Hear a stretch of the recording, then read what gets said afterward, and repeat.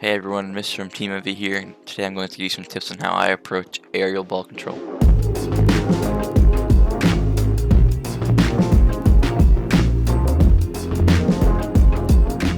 The first thing I'm going to cover is how to get the ball in the favorable position in the air. So getting the ball in a favorable position is pretty important because you want to have a play on the ball. So for example, if you get to the wall here and then get it out mid, you have a lot of options.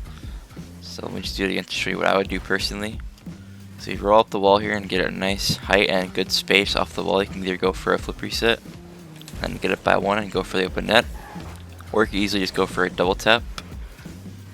Either one's pretty viable depending on where your opponent is. So either double tap or like just flip reset or whatever you want to do, honestly.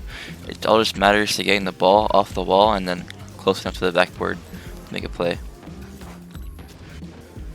So just boost into it, get it out. Here you can either just go for a flip reset or you can just go for a double tap. I prefer double tap, it's just what I'm comfortable with, but in 3 it's kind of hard because a lot of people on the backboards usually, so you can honestly do whatever you feel like doing. But in most instances it's kind of better to try and flip reset so you could bait out one defender and then get it past the other with your flip. But yeah, it mostly just depends where they are positioned, but when you hit it against the wall, just make sure you hit it while you're boosting, then with a decent enough speed so it goes outwards, and then you can follow it up accordingly. Okay, next thing I'm going to cover is aerial preferences. For me, I use regular aerial, but a lot of people and a lot of professionals use directional aerial. So for example, like in their controls, they use aerial left or aerial right, but I only use regular aerial.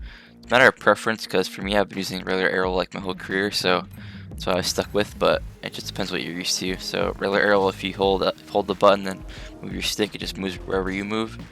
But if you use aerial left, it moves left depending on where you move your stick. So that's mainly just preference based, so you just go in here and then mess with whatever aerial you want to use. But mainly it's up to you, but it is easier in some scenarios to use directional aerial. But I've just been so used to regular aerial that I haven't changed, so. Next thing I'm going to cover is flip resets.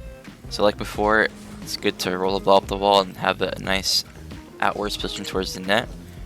And to get a flip reset, you need to have all 4 wheels hit the ball at the same time. So like this, for example, and then boom, your flip. And my tip when going for flip resets is to try and hide that you're going for it. Like go for a regular air dribble and last second, turn your car, hit the 4 wheels.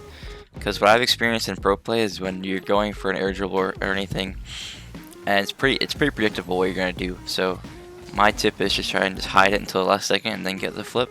Because the point of flip reset is to kind of like fake out the first man that plays ball. So if you fake him out, you're able to get it on net and beat the second guy.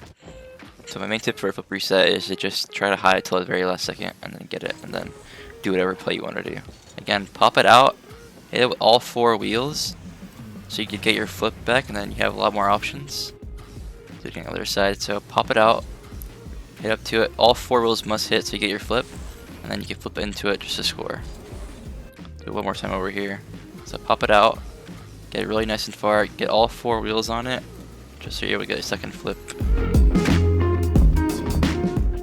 Any additional tips I have is that when you're in the air and then when you're air dribbling, for example, try and feather your boost, because if you hold your boost, not only are you going to waste more boost, if you need to rotate back you're not going to have any, but if you don't feather you're kind of just going to go super fast like towards the backboard and you can't really control it very well. So my tip would be to feather boost and just try and conserve boost for recovery. So other than feathering your boost, and also another tip, when there's more than one person back when you're playing in a competitive game, tend to want to go for a flip reset because it can fake out the first person and they can easily get it over the second.